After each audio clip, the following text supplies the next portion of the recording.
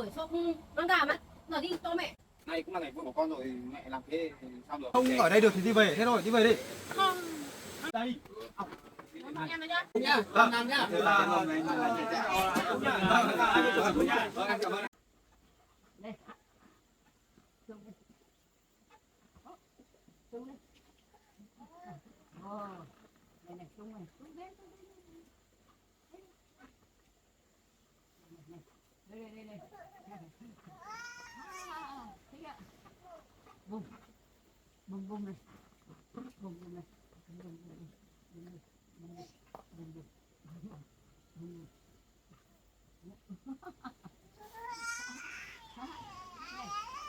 Em ơi, bà thổi này.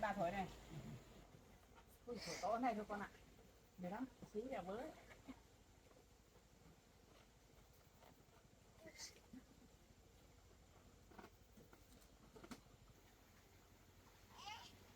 Em đang xuống mà. Cái này buộc chụp chụp xong là treo vào cái đường vào đấy nhé. Ở trong nhà nữa thì treo vào này. Anh đi chở bằng ghế ra nhé. con biết chở bằng ghế.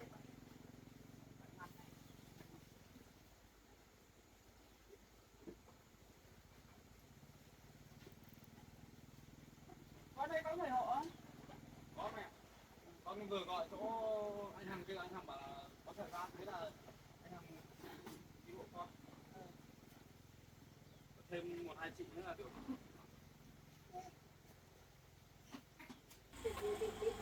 Anh chồng nó kêu thế. Yeah. Thích rồi.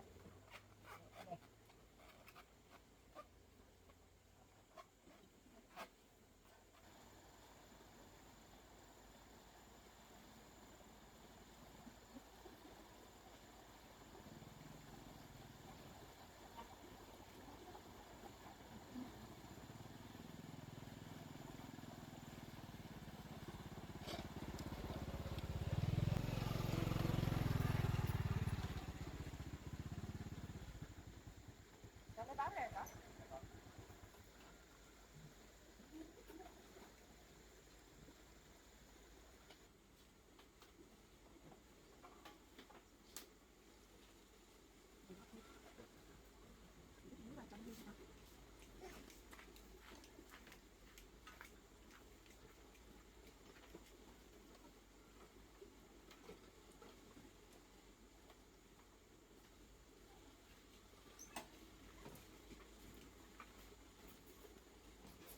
Con đi xuống nước lên nè. Con xem nó ra rồi đâu thấy tè rồi không?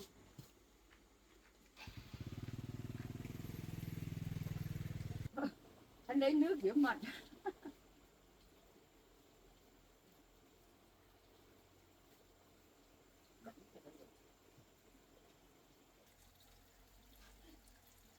Trong cái nào bẩn cái này cười đó, cái này cười đó.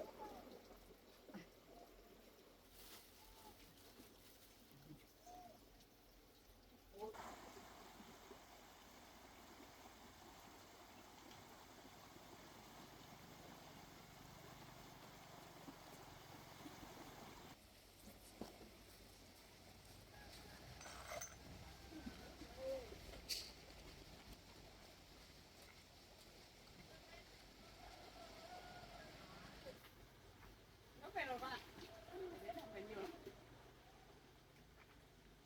Con ơi, nặng con. Bình thường thôi mẹ. Con đã nhấc xong này để tí nữa lấy bàn về ăn.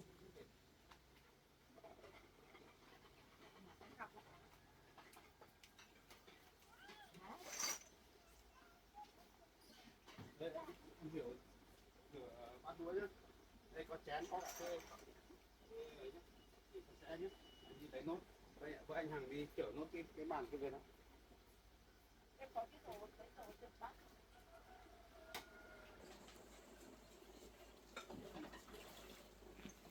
Thế mình rửa.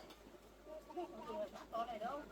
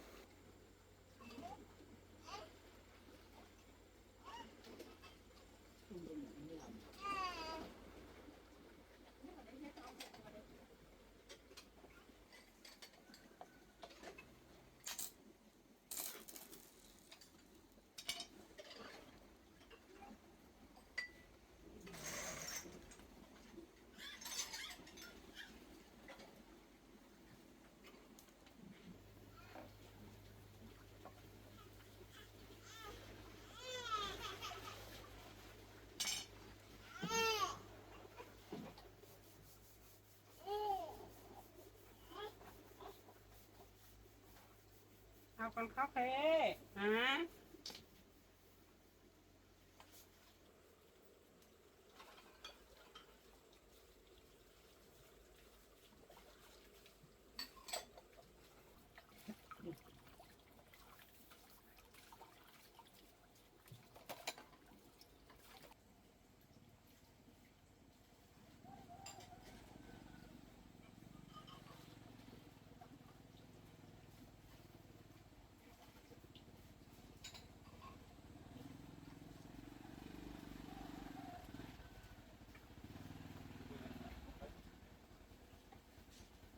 cái này cơ mà nhỉ.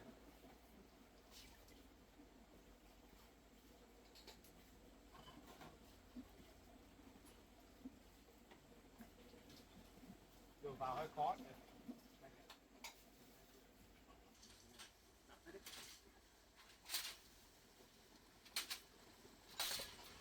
Này cái để tạm đây nhỉ.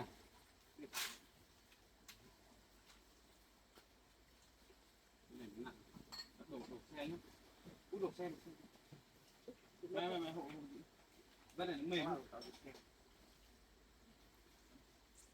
Đây này mềm quá, chống mềm.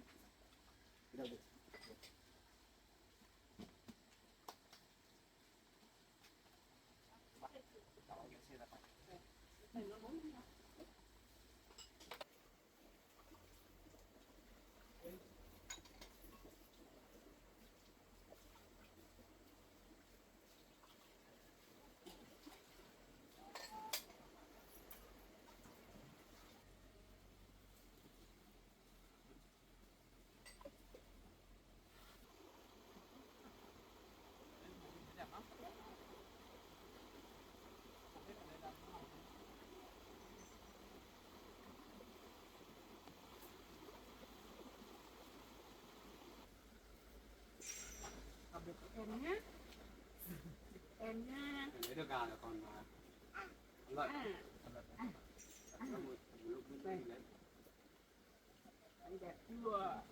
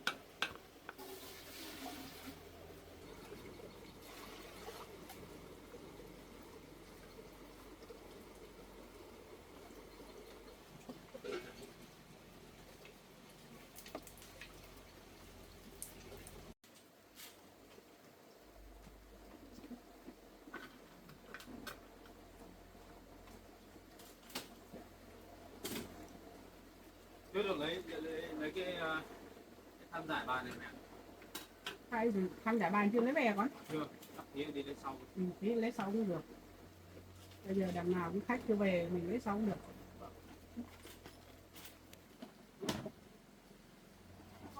Đó. Con tìm được bố rồi. Con bảo rồi. Bố bảo để xem đã, nhưng mà bố vẫn cố gắng bảo là thu xếp xong bố vào đây. Chắc bố phải về, con hôm qua con nói rồi.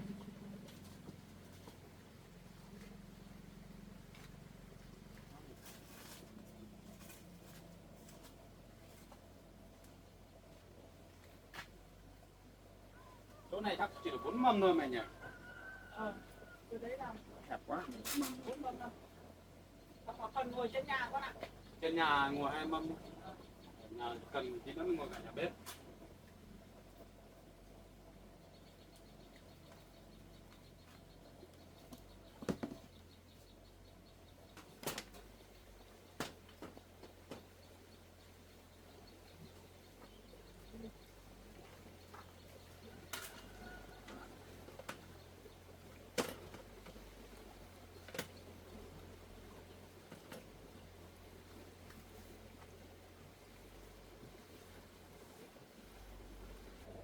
này có vẻ hơi hẹp nhỉ? Hay là xoay để chiều này đi mình? Xoay chiều này tóc hồng nó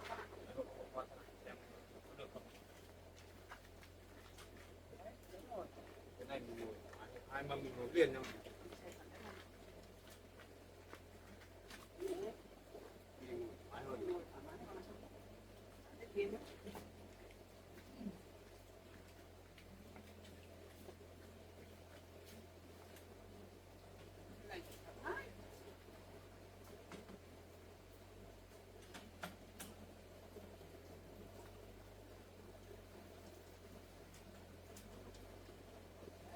con này đặt đi luôn đấy đặt rồi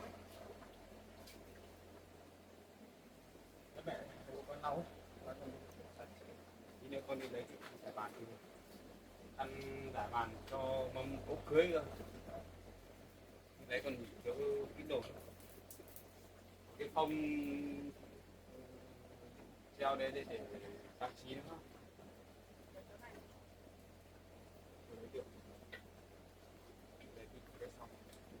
Cái chuẩn bị trâu hay cưới ông chưa đến giờ dân là vừa đấy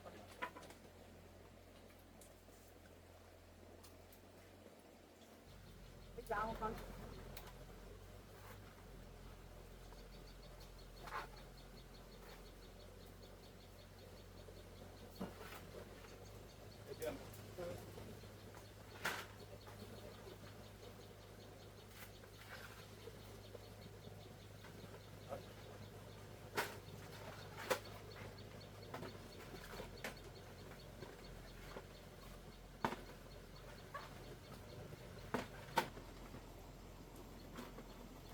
mai còn đi mượn được mấy bộ bàn ghế đấy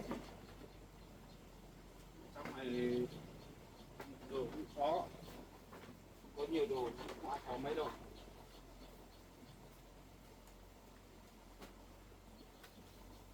thì nó xếp ở trên nhà anh mâm nữa vậy cho mẹ một cái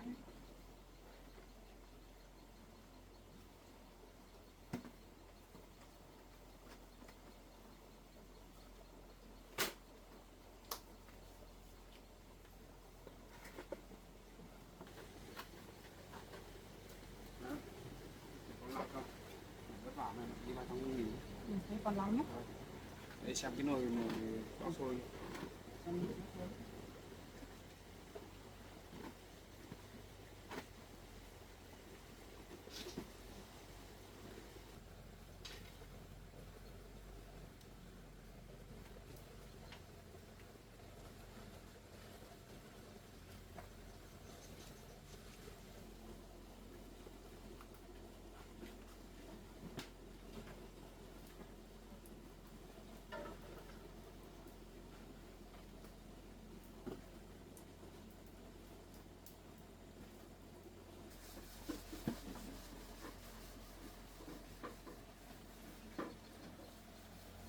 mẹ ơi mẹ thế bây giờ mình chuẩn bị như thế này là được rồi mình chuẩn bị thế này được rồi còn làm con lau hết bằng ghế xong là mẹ con mình ngồi nghỉ ngơi một lúc nữa là đến chưa đến giờ làm việc đâu lúc nữa là mọi người mới đến con nhờ được mấy anh chị đến để hộ mình làm bếp rồi lúc nữa thế thì bây giờ con đặt chỗ nào cũng rớt được con tí nữa con sẽ xếp cho một chỗ ngồi ở bên kia chắc thì mượn một cái bàn nữa con ạ. con đi lấy thêm một bộ nữa Thêm một bộ nữa thì về ngồi ở trong này còn là tầm khoảng 2 tiếng nữa là bắt đầu là anh em đến giúp mình làm bếp là con mình giúp đỡ mọi người làm thế xong là mọi người đến là mình cho ăn cơm thế rồi bây giờ xong rồi đấy cơ bản đó con cũng về đó rồi xong rồi nghỉ con nhé vâng vâng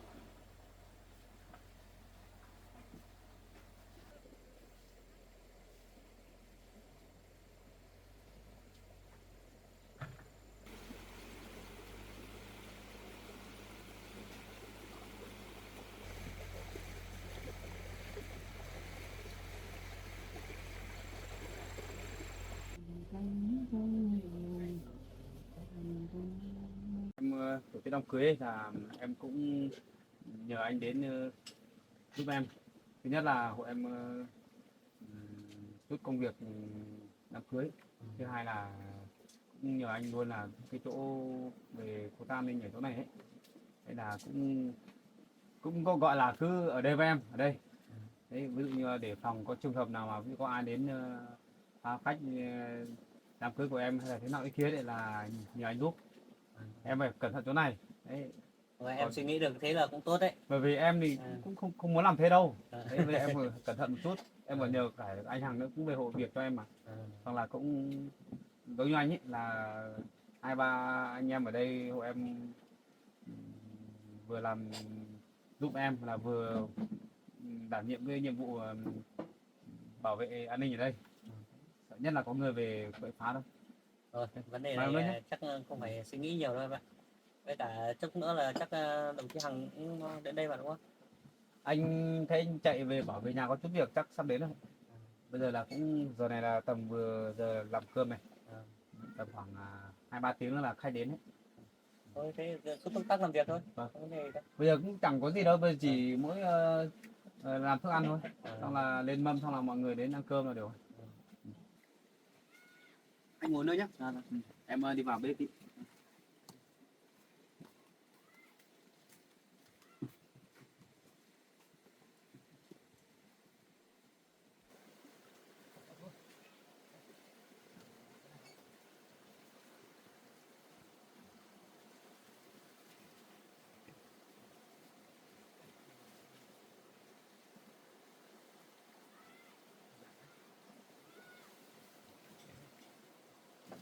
Anh xách con gà đi. Thì mới lấy đi. Mình cháu không chơi được nặng lắm.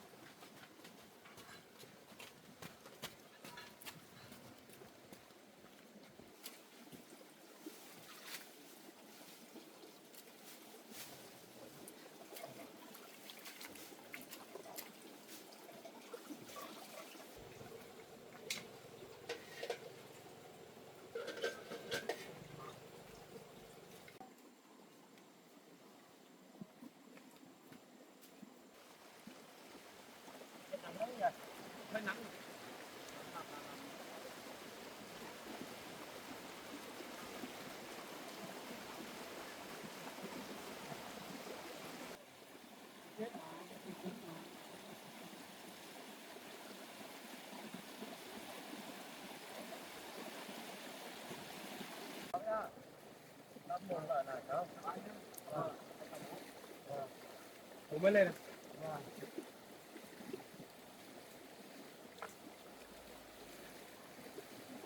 Anh làm việc anh nhất.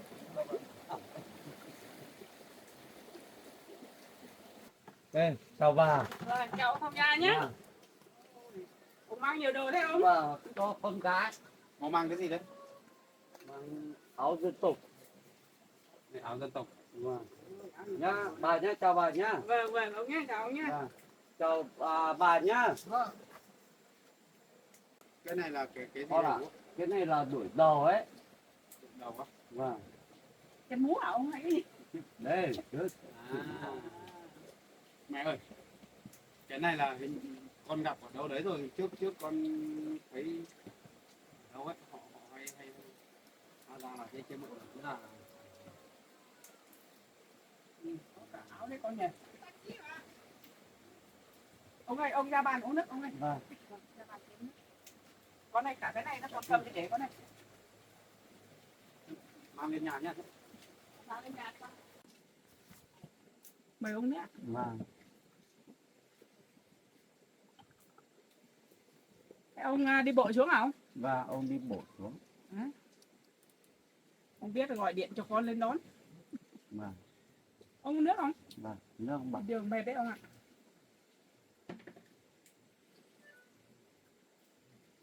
Về đây cũng đi, Vâng. đi bình thường.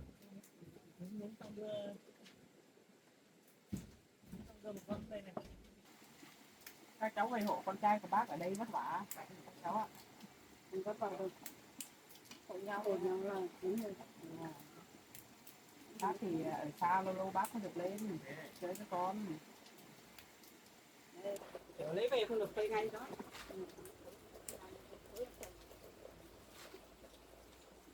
hôm nay thì ngày cưới của con trai cô thì được về đây gần các cháu, được các cháu giúp thế này thì bác cũng thấy vui ấy.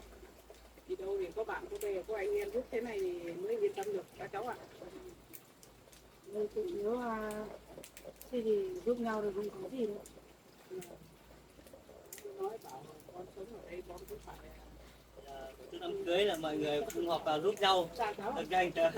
Thế ai cũng thế mà, cùng nhau giúp nhau mà. Ai cũng sẽ có việc thôi chứ không phải mỗi em này có việc đâu. Vâng. Thế không như nào? Ok rồi. Các cháu ạ.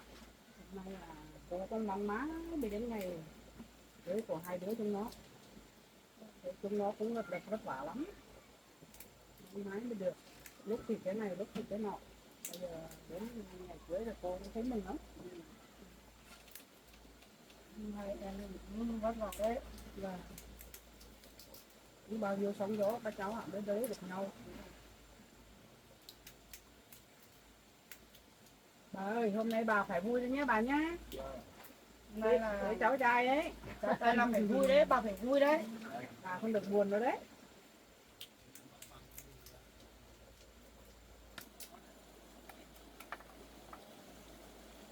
Anh nhóm lửa cho em nhé. Thì đem miếng thịt đi, nhóm vào đây đâu.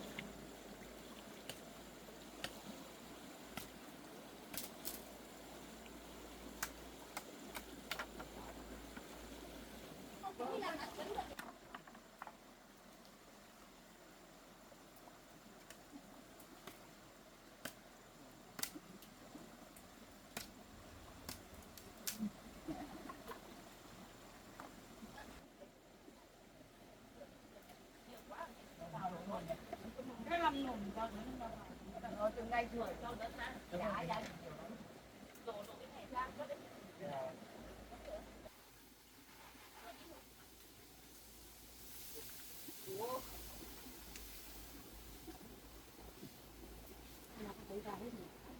Cái rau dấn này luộc xong là Có đây cho mẹ sẽ cái nồi đấy về để luộc gà nhé. Cái ba chỉ để nướng. Còn cái thịt đồ này thì phải luộc. Như là mày là mình cứ để cái này để nướng. Đấy được, cái này được hay chưa? Cái này chị đang lạc. À đang là.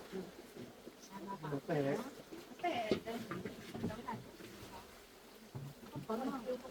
Nó bao nhiêu đó đây chị kia là. Nó thì nó nhạc thì nó chỉ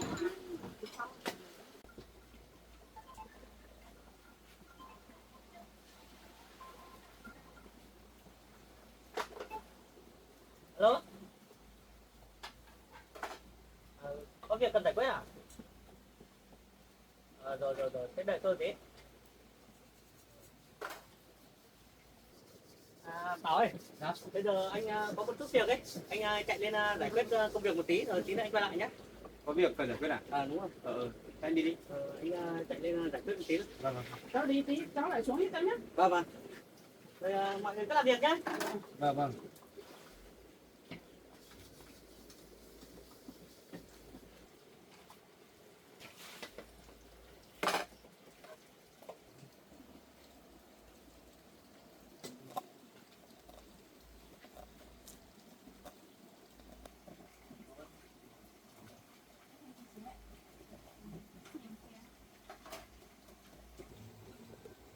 Lấy cái gia vị với cơm mình luôn.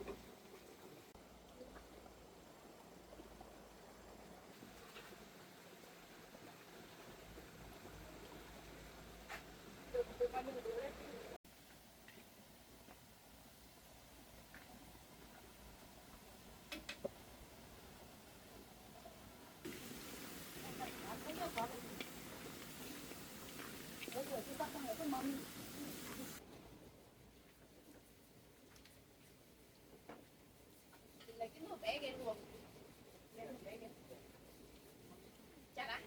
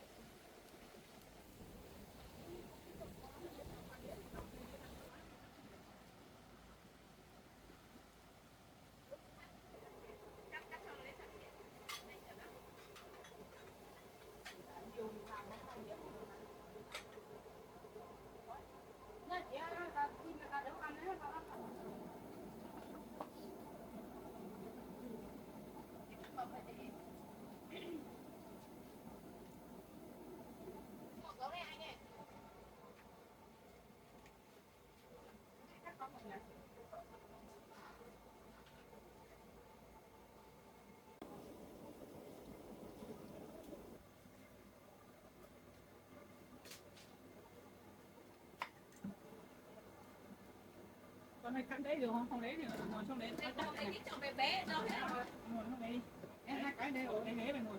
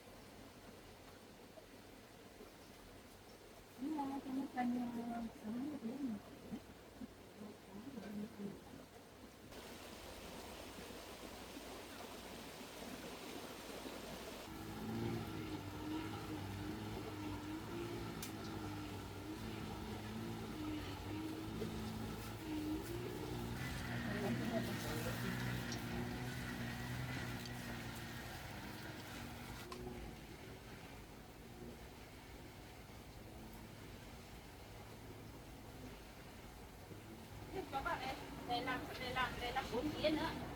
Đây làm 4 tiếng nữa thì xong. Quảng đại.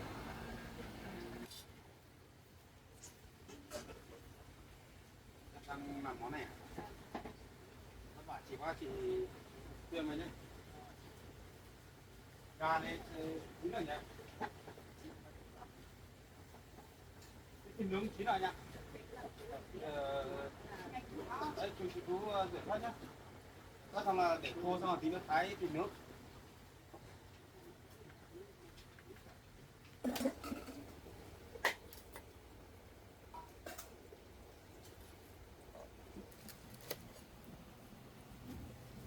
Bắt cho ông.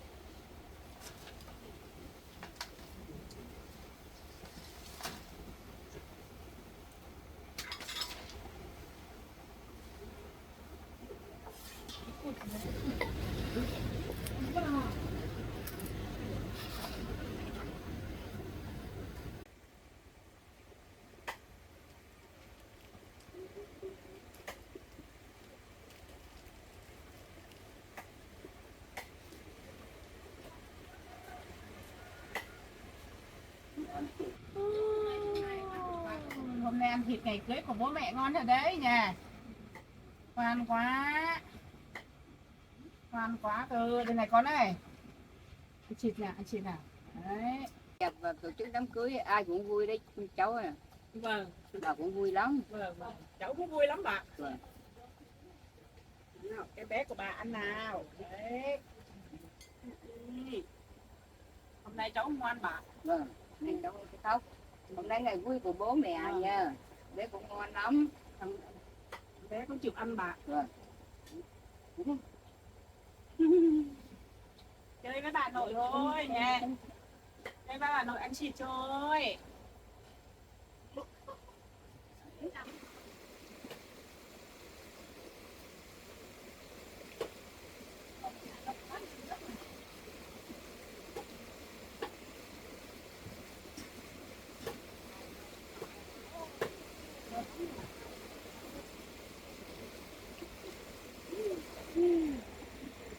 Ăn thân lắm luôn. Lắm.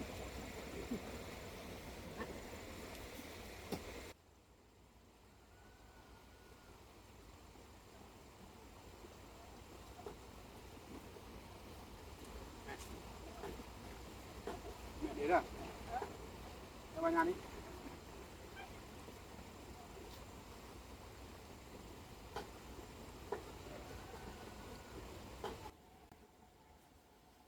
Mẹ nhìn đi. Đi ra bàn uống nước. Chào bà. Má cho uống nước bà. Cái ngồi bái. Mình uống nước đi.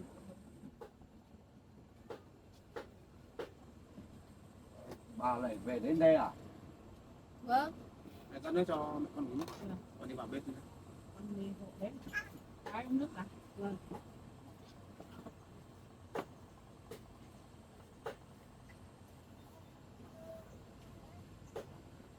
Đây, bà cho em ăn nha. Em giỏi đấy nha.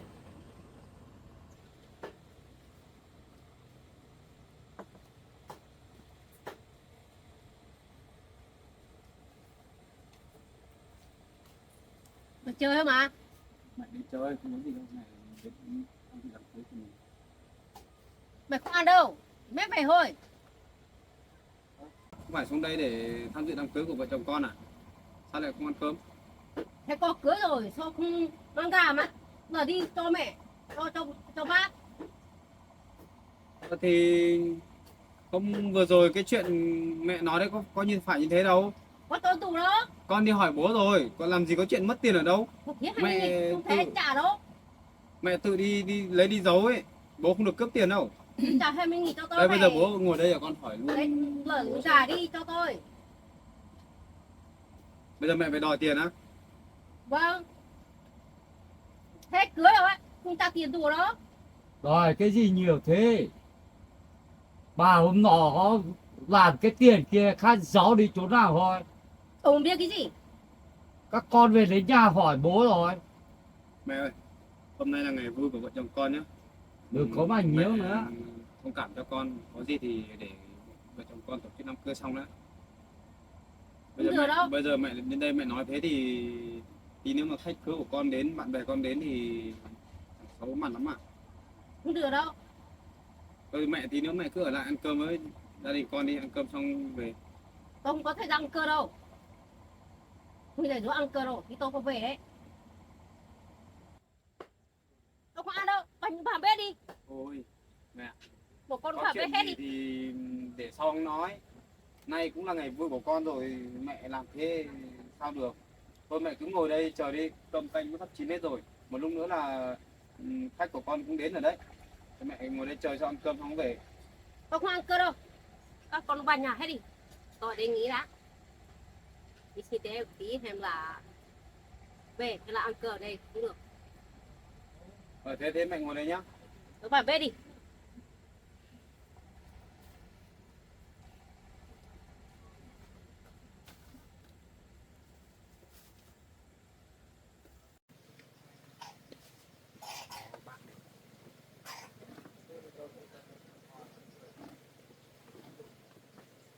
Chào bác.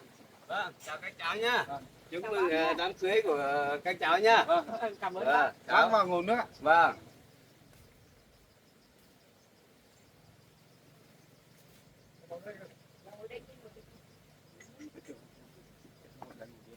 Đây ngồi. Bóng. Vâng.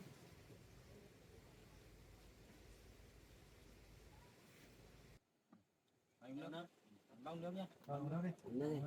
Bye. Bác Phú ơi. Giờ tại hỏi quá ba mua đấy. Dạ, cưới xong về là sủng mưa, nhưng không về được không? Hôm nay xếp cái đám cưới thì cũng hạnh phúc cho phết đấy nhỉ.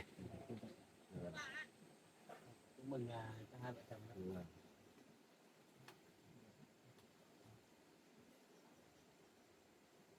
Không bạn hoành tráng phết nè. Ở đời nó có cái đám cưới mà. Tổ chức nó phải rầm rộ lên đi.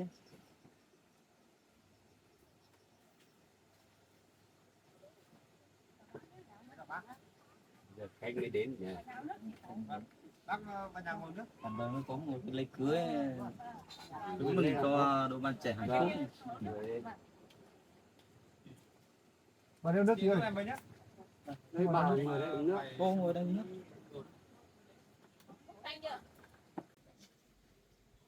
Anh cũng đến à? Vâng, anh cũng đến được một lúc rồi. Vâng. Uống nước. Vâng. Chịu nước đi. Em uống nước đi. Uống nước. Rồi. Không uống nước. Vâng.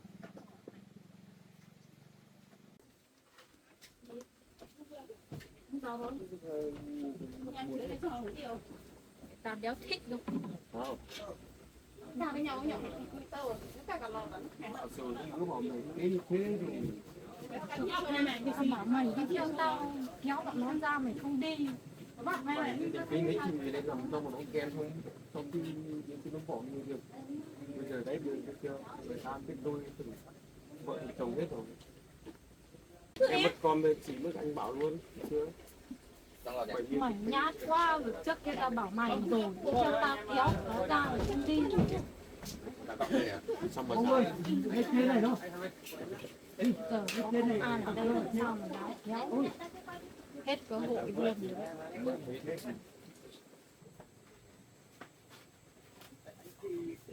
Giờ tao đéo thích đâu. Nhìn bọn nó hạnh phúc thế mà. bảo rồi bây giờ thấy chưa bây giờ làm sao được bây giờ ăn phá được rồi phá cũng ăn đầy đây xong bây giờ làm căng tí thì nó đuổi đi luôn Giờ còn không dám làm gì đây, còn ta đầy người đây. Đầy không ăn không không biết làm gì thì bây giờ đéo thích ở đây đâu. những người bảo vệ phải giờ Thôi tao đi về đi. về mấy tao ở đây thôi được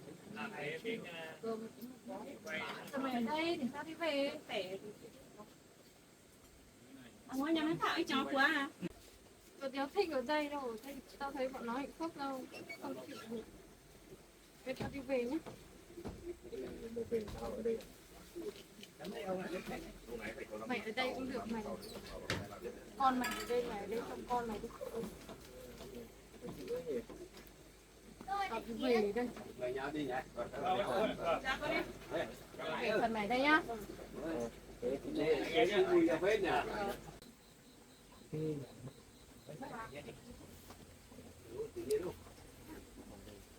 có ai đó kia cái gì em cũng đi về luôn mà về cái đây về tí rồi là một chầu say sưa về ngủ sướng Trời sắp mưa bố nhỉ. Hôm sau thì mưa nữa là tí nữa. Em vào nhà ăn cơm ăn ra đây làm cái gì? Cái gì đấy? Này, em làm gì làm đứng ra chỗ khác anh đứng trước mặt bố anh thế nhỉ? Em gặp bố anh em không nhớ à?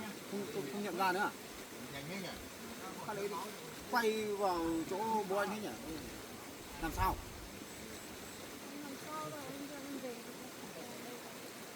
Biết ngay là định dở trò mà. Lúc nãy thì hớn hở đòi đi vào đây dự đám cưới, bây giờ lại đòi về. Là sao? Anh có nợ dần gì? Mà anh đưa về á? Nào bỏ tay ra. Không ở đây thì đi về đi. Cháu này cũng phải đấy phải đám cưới đi cháu. Bắt cháu về là như nào? Bố còn nhớ cái em này không? Cách đây 3-4 năm trước rồi. Về nhà mình ăn cơm mấy lần đấy. Lúc đấy cứ theo đuổi con đi, cứ bảo là thích con đấy, đấy. Lâu này thì bố quên à? Em còn không nhớ bố anh mình hỏi cái gì bố. Không được thì không ở đây được thì đi về đi, đừng ở đây làm phiền nhá.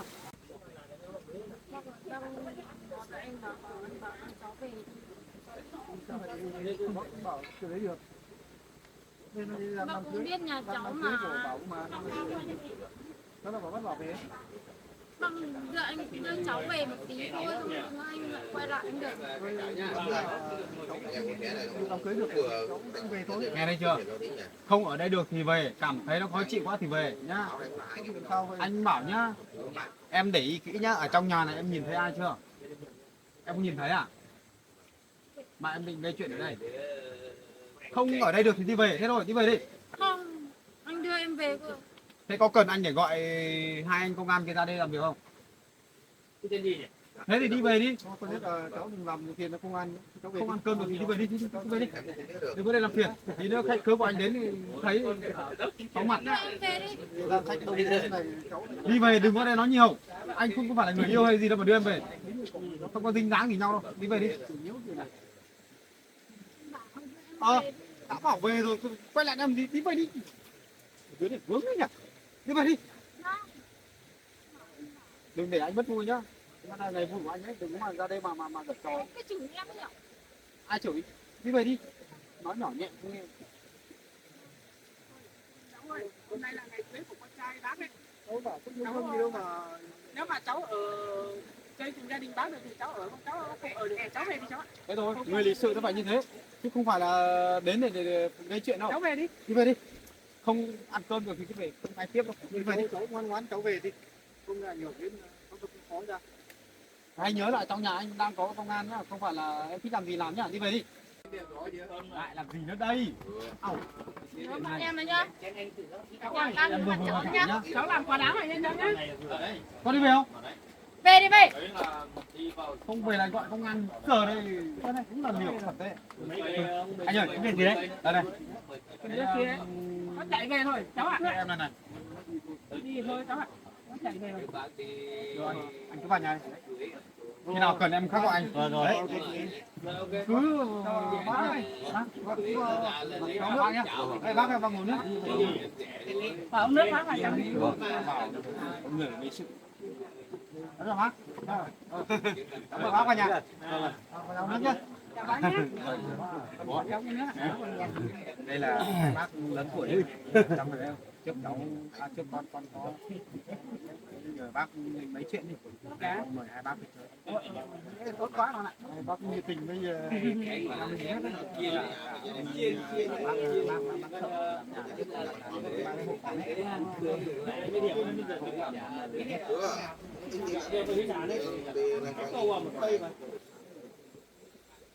Làm.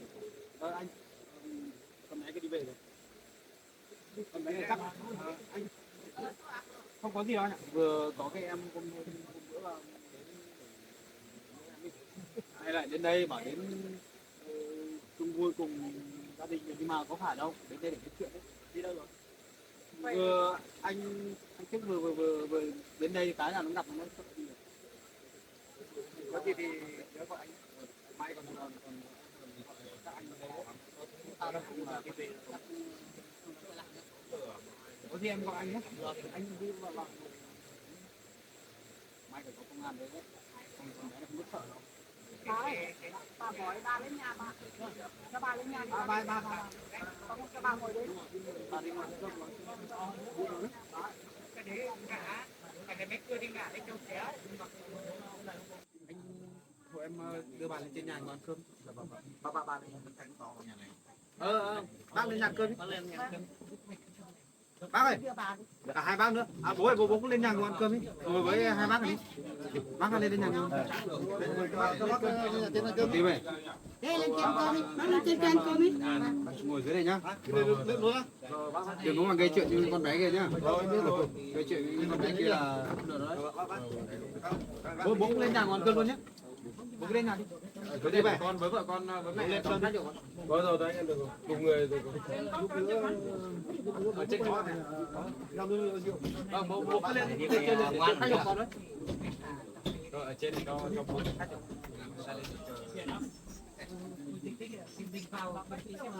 Không sao đâu em, cứ tiếp khách bình thường đi. Anh em ơi.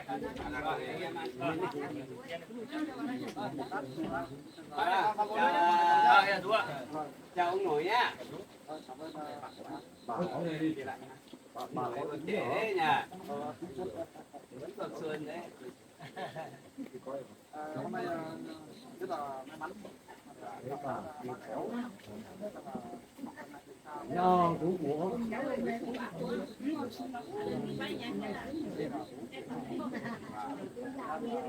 Hôm nay là uống lên thì ra là đi bao nhiêu thế? nó đủ ra Ông cô anh nhá. Cho mới xuống nha. Gia đình nha. Ôi em đâu mới. Chung bác có con dâu mới nhá. Này có con dâu mới rồi, nhìn chú phải thêm tình hạt lên chú nhỉ. Thế bỏ thêm có nhiều đâu. Xong rồi đấy. Hả? Vào xong rồi đấy. Nhá. Thế bây giờ ông có con dâu mấy rồi, bây giờ là không buồn đâu ạ? Vâng vâng. Như vậy nhá. Mừng nhá, chú nhá. Đi không thả nhá. À là mâm mày lại một ly nhỉ? Đi tụi dưới đi. Cả mâm mày lại một ly nhỉ? Vâng. Đây mâm mày lại một ly đi. Ok. Ơi nhồi ơi, mâm mày lại một ly. Chào bạn nhá. Chào bạn nha. Cháu nhé. Chúc mừng hai vợ chồng nha. Cháu còn nước. Bạn nào muốn nước nhá. Đây là bạn làm của con đấy. Chúc mừng nhé. Bạn thân nhất của con đấy. Bạn thân của con chỉ mời duy nhất bạn này. Còn nhiều bạn mà con không mời. Mình làm đám cưới nhỏ. Chắc là khách con cái thôi nhỉ. Em vào đi mời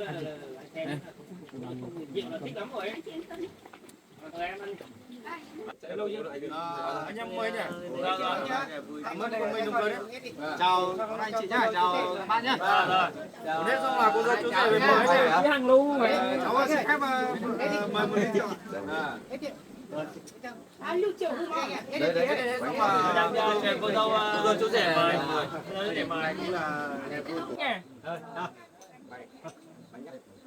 Mời anh em ở bên kia nhá. Anh nhá. Đây. Anh nhớ hạnh phúc nhá. 5 năm nhá. Vâng em cảm ơn ạ. Nhìn đẹp đôi quá. Mời cả nhà nhá. Cảm ơn mọi người đã đến chúc vui nhá. Nào nâng chén nâng ly đây nào. Tí mâm bên này Vâng, cảm ơn nhá. Trăm năm hạnh phúc nhá. Vâng em cảm ơn ạ. Cái đầy đẹp đôi nhá. Cảm ơn. Mọi người cứ ăn uống nhá. Ăn uống nhá. Và Nhưng mà để chạm được Chí đồng bọn này. Chúc bảo vệ anh em nữa. Anh Bảo chúc cho anh Bảo hạnh phúc nhá. Anh em mình cùng từ xa về chúc cho những bạn trẻ trăm năm hạnh phúc nhá. Người mọi người về qua mình bạn nói. biết được cái nhạc Sáng trương cấp 1 này, cấp 1 2 đây. đấy Không phanh nó bạn nào? Nếu mà không nhớ phanh ấy. mai tháo cái vườn kia ra Chúng bạn chúc khỏe nhá. anh rất nhiều lắm rồi đấy.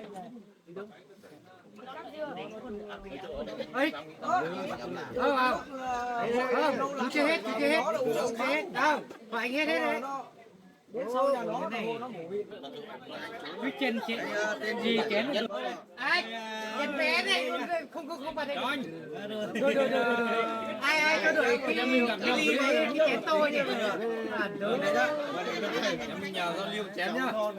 Đấy, giao lưu phải chén to này mới được. Chúc nhá. em là người làm mà. khỏe nha. Lạ bây giờ mình quen đấy. Chúc em mình biết hai vợ chồng. Không biết là này chú là chú cho Máy đấy nhỏ nhá. Không có sao mình nói Mà anh đấy là xong rồi hỏi em sau.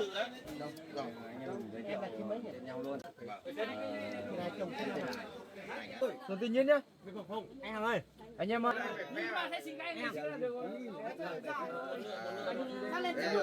gì mà sau nước cáo anh tư vậy? bên có gì đây bạn? Không việc gì thì Đi làm các bạn ra ngoài ở ngoài cái phòng. nhìn anh sẽ tôi suy nghĩ quá. Thật mà. Ba này là không phải Phải cho Nhưng mà tôi thích có các bạn đầy hơn một tí. Vâng, chém của bạn. Đấy,